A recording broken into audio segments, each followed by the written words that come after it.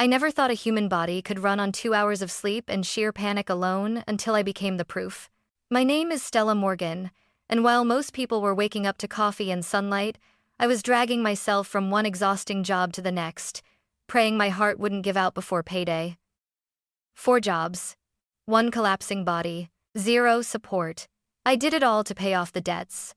My parents created debts they swore they had no one else in the world but me to handle.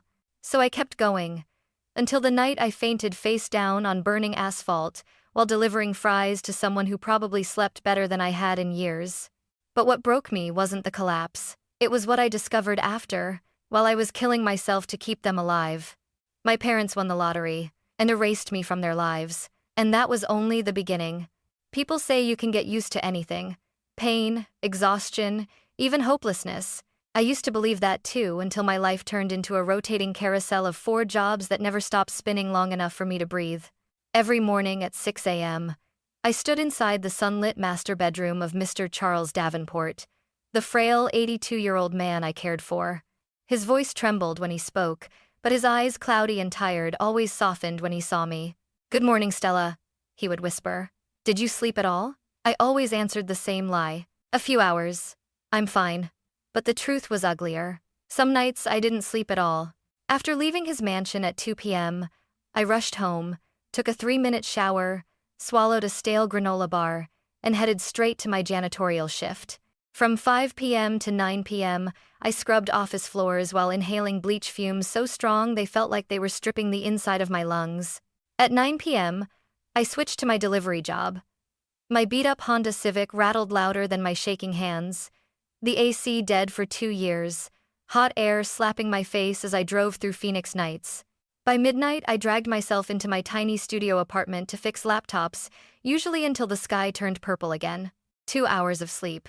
If I was lucky, all that money, every dollar, every cent, went to one place: my parents. My mother, Marie, loved luxury handbags she pretended were real. My father, Thomas, loved betting on football so badly he once lost half a year of mortgage payments in a week. But what they seemed to love most was my paycheck. Mom never asked me, "Are you eating? Are you okay?" No. Her texts were always the same: "Stella, we're short again. Send more money. Your father's back hurts. Buy his supplements." And every time her name lit up my screen, my stomach knotted. I wanted God. I ached for them to notice me, to see how hard I was fighting to hold everything together. But they didn't see a daughter. They saw a solution: a walking wallet. One day, Mr. Charles watched me rub my temples, trying not to pass out. He whispered, "Child, people can only take from you if you let them." I swallowed hard, forcing a smile. "They're my parents. I have to help." But even as the words left my mouth, I felt the lie burn. I wasn't helping them. I was bleeding myself dry, and they were watching without blinking. I just didn't know that soon. They would take the last thing I had left: my trust. People always imagine collapse as something dramatic: sirens, screaming, chaos. But for me, it happened quietly, almost gently. It was a suffocating Phoenix night, close to 11 p.m., and I was delivering a $12 order of chicken tenders. My vision had been blurry since sunset, and every time I blinked, black spots flickered in and out like dying stars. I told myself, "Just one more order, Stella. One more." But halfway through the drive, my heart skipped a beat. Then another. Then began hammering so violently it felt like someone was shaking me from the inside. My hand slipped on the steering wheel. My breath came in sharp, thin gasps. The world tilted. "Not now. Please, not now," I whispered to no one. I pulled to the side of the road, stumbled out of the car, and tried to stand upright. My legs buckled. Then everything spun. My ears rang. Heat pressed into my chest like a burning iron. Someone shouted, "Hey, are you okay? Miss Hay?" But their voice stretched into a long echo. The asphalt rushed toward my face, and the world snapped into blackness. I woke up under harsh hospital lights, the chemical smell of disinfectant filling my lungs. My left arm was hooked up to an IV. My whole body felt like it had been dragged across gravel. A nurse approached, pity softening her eyes. "Miss Morgan, you collapsed from severe exhaustion and dehydration. Your heartbeat was dangerously unstable.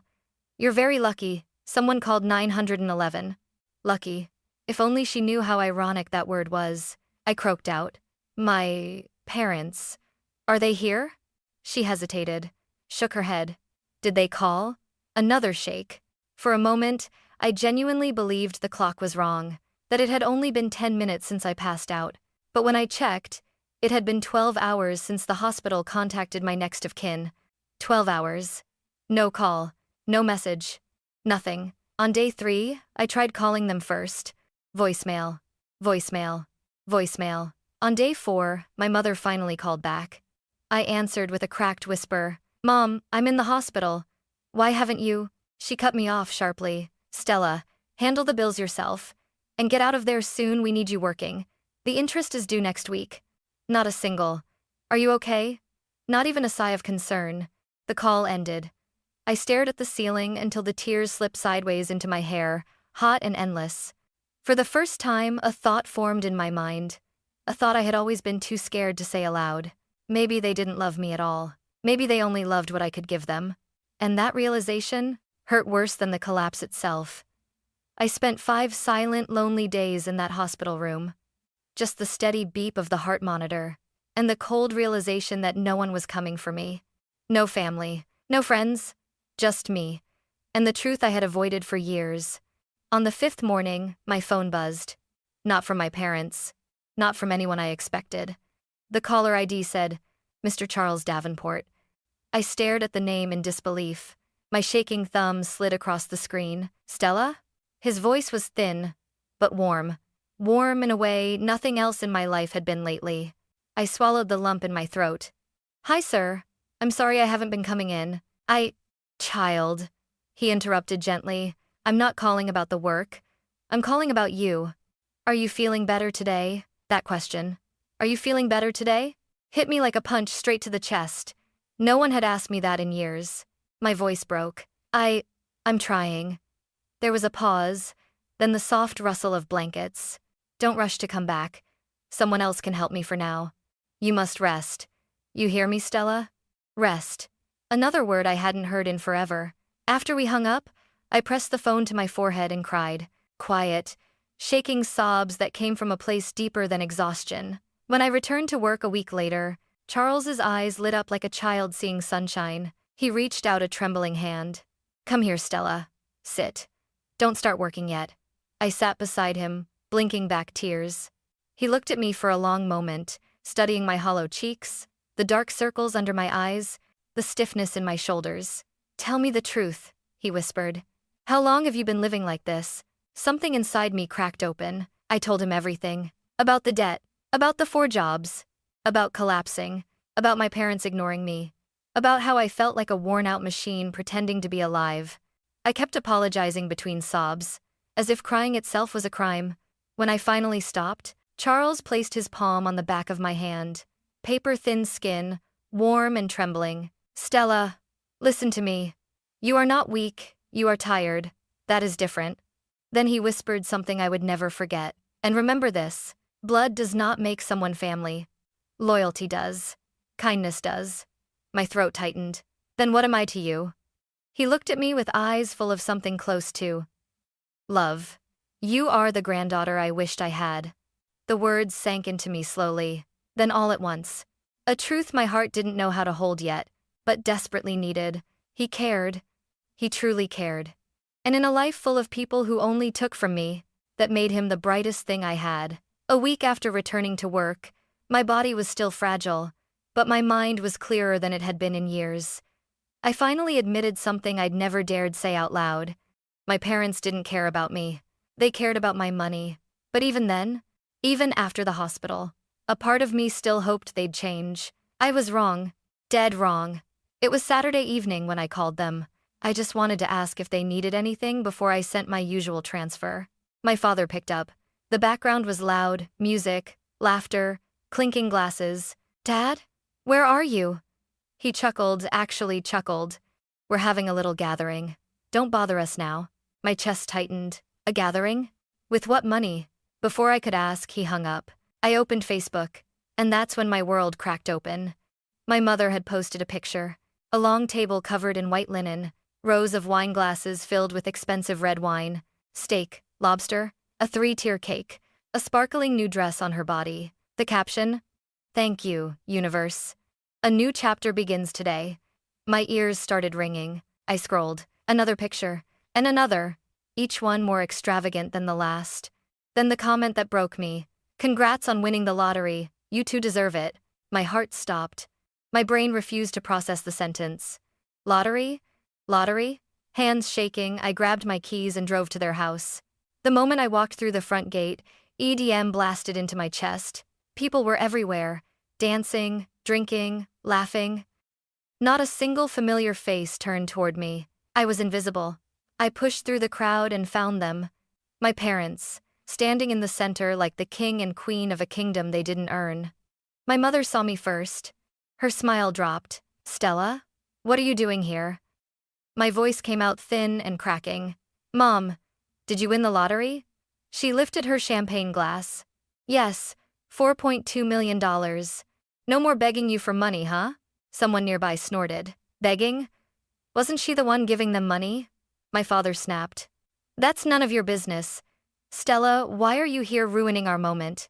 I felt the sting in my eyes. "Ruining? Dad, I worked myself to death. I paid your debts. I almost died last week. And you never even visited. Now I find out you're celebrating." He slammed his glass onto the table. "So what? You're our daughter. You were supposed to help. Don't act like you're the victim." My mother added, "We don't need you anymore. You can stop pretending you're some kind of hero." The room went quiet. Dozens of eyes turned toward me. Whispers rose like smoke. Is she asking them for money? Ungrateful. Embarrassing. My hands trembled uncontrollably. "So, you won $4 million. And didn't tell me, and didn't think to help with the debt I took on for you?" My father stepped closer, breath heavy with alcohol. "That debt is your problem now. We've moved on. You should too." My mother turned her back to me. The final slap. "Go home, Stella. You're not part of this new life." Something inside me broke. Not a crack. A shatter. I stumbled out of the house, barely seeing through my tears. 3 days later, I returned, hoping stupidly, desperately that maybe they had sobered up. Maybe they'd apologize. Maybe they'd call me daughter again, but the house was empty. Furniture gone. Walls stripped bare. Front door wide open. A single envelope on the kitchen counter. Inside, one handwritten note. "Stella, we're starting fresh. The debt is yours. Don't look for us. Good luck." I collapsed onto the cold floor, the note trembling in my fist. They had abandoned me. Completely. Without hesitation. Without shame. And as I sat alone in that hollow house, the last thread connecting me to them dissolved, leaving only grief, disbelief, and a rage so deep it felt like fire in my bones. After my parents disappeared with their lottery millions, I felt like a ghost trapped in a world no longer meant for me. But even then, I still had one place where I could breathe. Mr. Charles Davenport's mansion. Or so I thought. For the next few weeks, I arrived earlier than usual, even when exhaustion gnawed at my bones. I would sit beside him, adjusting his blanket, listening to his faint stories. His voice was getting weaker. His hands colder, his breaths shorter. Deep down, I knew what was coming, but I wasn't ready. Not for this. Not for losing the one person who had ever loved me without taking something in return. One unusually quiet morning, I walked into the mansion and instantly felt that something was wrong.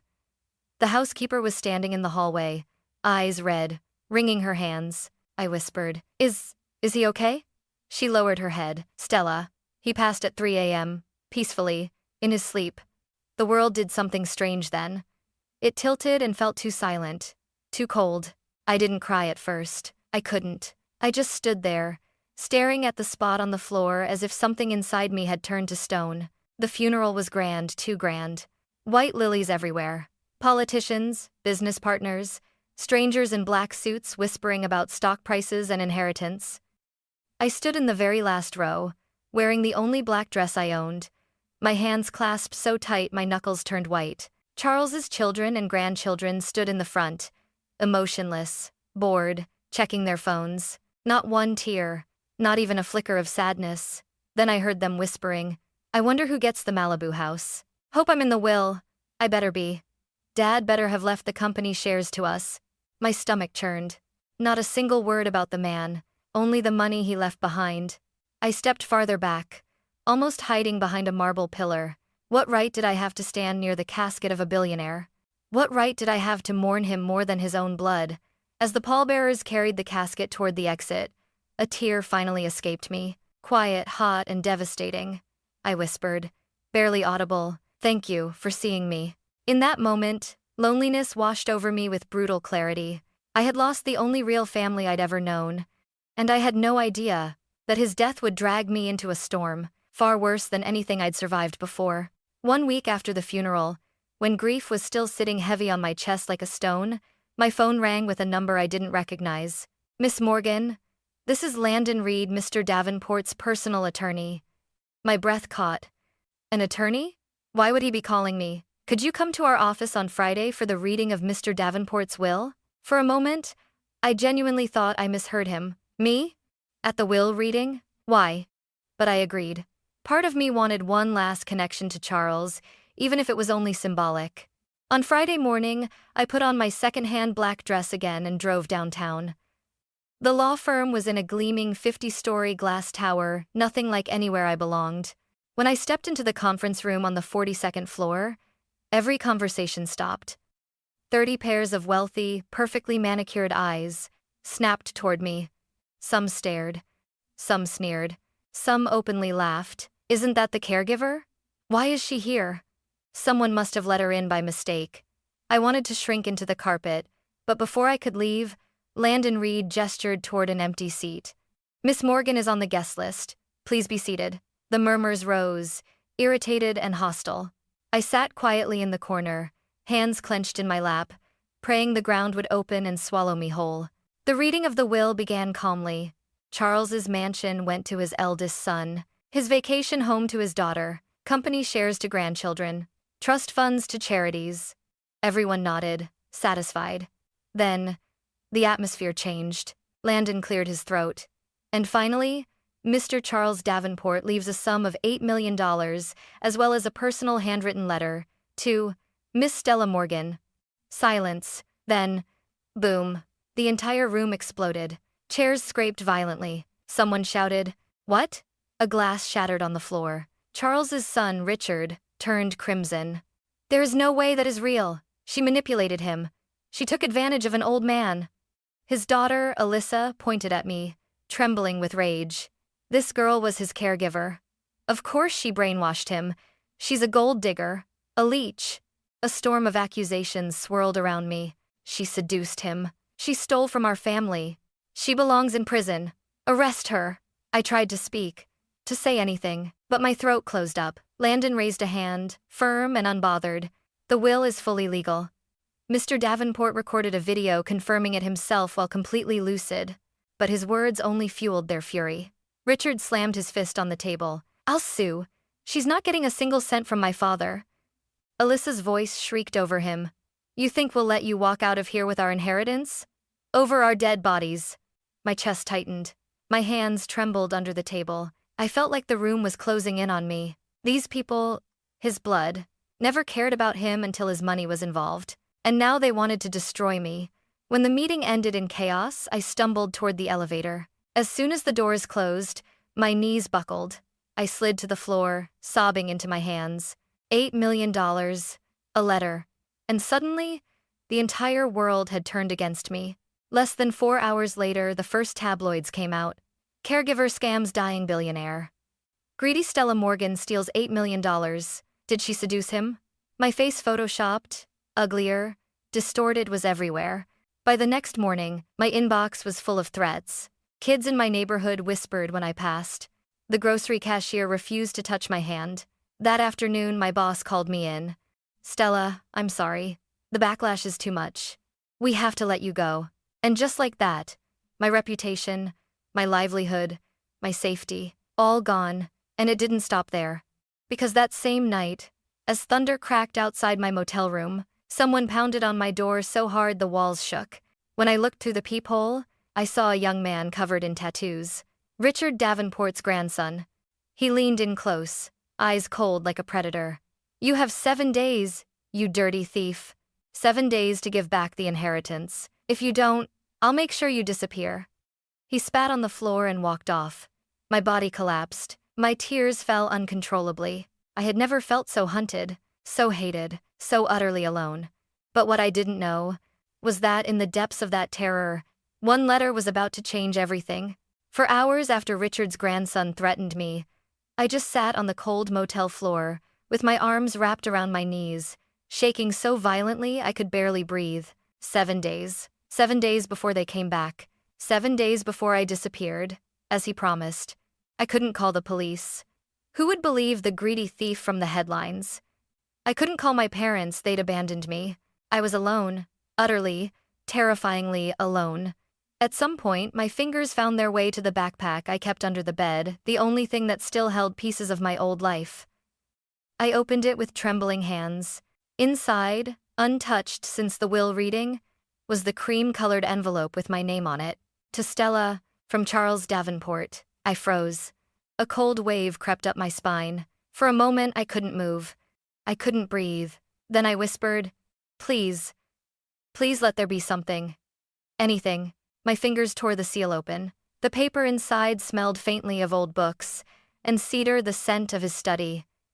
His handwriting was shaky, uneven, but unmistakably his. I began to read. "My dear Stella, if you are reading this, it means I am gone." My vision blurred instantly. "You gave me something my own family never did. Kindness without expectation, a gentle hand, a listening ear, a heart that cared." My throat tightened. Tears fell before I could stop them. "You reminded me I was still human, not just a bank account for my descendants. And I want you to live the rest of your life free from the people who have bled you dry." My breath hitched. Free. He wanted me to be free. The money is not a reward. It is a key to a life where you choose yourself first. My hands shook harder as I turned to the last lines. "And Stella, in the final years of my life, you were the granddaughter I never had. I leave you this gift not out of pity, but out of love. Stand tall. Live with dignity. You deserve that much and more." The letter slipped from my fingers and floated to the floor. I cried in a way I hadn't cried even in the hospital. Not just grief, not just fear, but something else. A spark, a pulse, a beginning. He believed in me. He risked his legacy for me. He gave me a voice, a shield, a chance. I wiped my face with the back of my sleeve. "No more running," I whispered. "Not this time." The next morning, I went to see Landon Reed. He looked up from his desk, surprised. "Stella, are you okay?" I placed the letter gently in front of him. "I'm done being scared," I said. "Tell me what we need for court." His eyes widened at the determination in my voice, then softened with something like pride. "Then let's fight," he said. And for the first time in my life, I wasn't fighting alone. The courthouse smelled like old paper, polished wood, and fear. Mostly mine. Cameras flashed the moment I stepped out of the elevator. Reporters shoved microphones toward my face like weapons. "Stella, did you seduce Mr. Davenport? How much did you manipulate him for? Are you returning the money today?" I kept my eyes down, clutching the letter in my purse like a lifeline. The courtroom was packed. Every seat filled. People standing in the back. Everyone waiting for the villain to be exposed. Across the aisle sat the Davenport family. Richard, Alyssa, and the grandchildren, lined up like a firing squad. Their eyes burned holes into me. When I took my seat beside Landon, Richard leaned forward and snarled across the room. "Enjoy your last day of freedom, sweetheart." My stomach twisted, but Landon placed a steady hand on my arm. "Let them talk. Today, we speak with proof. Everything stands. The battle begins." The plaintiff's lawyers launched first. They painted me as a manipulator, a liar, a predatory caregiver who preyed on an old, dying man. She isolated him. She controlled his medication. She tricked him into signing the will. Lies. All lies. Each word felt like sandpaper dragged across my skin. Then came the evidence. Fake text messages, Photoshop screenshots, audio clips edited to make my voice sound greedy. I wanted to scream, to tell them it was all fabricated, but my voice was trapped somewhere deep in my chest. Alyssa stood up dramatically and pointed at me. "My father was sick and confused. She brainwashed him. She stole from us." Gasps filled the room. My heart felt like it was bleeding inside my ribs. Landon leaned in. "Ready?" I nodded. though I wasn't sure I truly was. Our turn. Landon stood, calm as stone. Your Honor, we will present the truth, not rumors, not manipulation, but the truth. Mr. Davenport documented himself. He began with medical records from 3 separate hospitals, each confirming, patient is mentally lucid, cognitive functions normal, fully capable of making legal decisions. A murmur rippled through the crowd, but that wasn't the real blow. He held up a hard drive. And this is Mr. Davenport's final message. The lights dimmed, a screen lowered. My breath hitched. There he was, Charles, sitting in his wheelchair, eyes clear and steady, voice unmistakable. If you are watching this, I am likely gone. I want the world to know that my decision is mine alone. Stella did not manipulate me. She cared for me when my own family did not. And I choose to leave her what I wish, because she is the closest thing to family I ever had. The room fell dead silent. Alyssa gasped, gripping the table. Richard went pale, but Landon wasn't finished. He lifted the letter, Charles's letter, and read the final lines aloud. Stella, live with dignity. You deserve that much and more. My tears fell silently. I didn't wipe them away. The judge looked at me for a long moment, not with suspicion, but with something like empathy, the verdict that changed everything. When the gavel finally struck, the sound cracked through the room like thunder. This court finds the will valid. All accusations of undue influence are dismissed. Miss Stella Morgan is the lawful beneficiary of the inheritance. It was over. I won. Or rather, the truth won. Richard slammed his fist on the table so hard his chair toppled. Alyssa screamed in disbelief.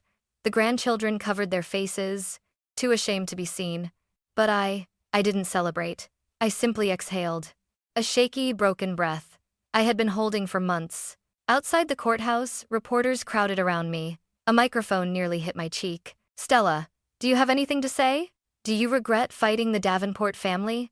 What will you do with the money? I paused, looked directly into the nearest camera, and said softly, I never needed the money to prove I was innocent. The truth was enough. Then I walked away, head high for the first time in years, not because I was richer, but because I was finally free. Free from lies. Free from fear. Free from a life where I was only worth what I could give. But I had no idea that freedom was only the beginning of the life waiting for me next. When the courthouse doors closed behind me that day, it felt like stepping out of a 2-year storm. For the first time in as long as I could remember, the air didn't feel heavy. My chest didn't ache, and I didn't have to look over my shoulder, waiting for someone to take something from me. I finally had the one thing I had been denied my entire life, peace. I bought a modest home on the outskirts of Phoenix, small, quiet, sunlit, nothing fancy, but it was mine. A place where no one yelled at me, no one demanded money, no one made me feel small. I opened a tiny repair shop, Davenport Tech, named after the man who believed in me when the world didn't. I kept prices low, sometimes free, especially for seniors, caretakers, or people drowning under responsibilities they never asked for. People like me. And then, life surprised me again. I met someone, a kind, soft-spoken man named Evan, who came in with a broken laptop and left with something neither of us expected, a beginning. He didn't ask what I could give him. He asked how my day was. He asked if I was eating. He asked about my dreams I didn't even know I still had. A year later, we married in my backyard, under the small olive tree I planted the day I moved in. And then came Abby, my daughter, with her curious eyes and wild curls, and a laugh that could make the entire desert bloom. Some evenings, I sit on the porch with Abby asleep on my chest, Evan's arm around my shoulders, and the Phoenix sky burning orange above us. I think about the girl I used to be, the girl who believed she deserved nothing but exhaustion and pain, and I whisper to her, you made it, you chose yourself, and that changed everything. If you're listening to my story, and you're standing where I once stood, torn, tired, and terrified, please hear this. Family is not who shares your blood. Family is who shares your heart. And your life is yours, not theirs to drain. Choose yourself, just once, and watch the world open. I did, and for the first time in my life, I am finally, beautifully free.